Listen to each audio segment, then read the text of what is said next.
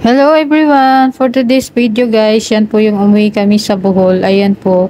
So habang nasa biyahe kami guys, may nakita kaming nagtitinda ng melon sa daan. So ayan po, huminto kami at bumaba. Ayan, so pinatikim kami ni nanay. Nagbigay siya ng free taste sa paninda niyang melon. Kung matamis ba yan, so binuksan po namin yung isa. So mabait po si nanay dahil nagpa-free taste po siya. Ayan, so ayan po yung pamangkin ko. Hiniwanan niya yung isang buo.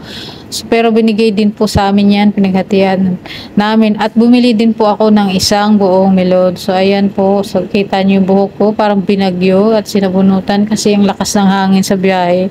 So wala pong volume yung cellphone ko ng time na yan, hindi ko siya na-set up ng maayos. At pasensya na ako sa aking video at pahiga siya guys, kasi hindi po ko handa sa time na yan. So nakita ko lang po sa gallery, kaya in-upload ko siya ngayon.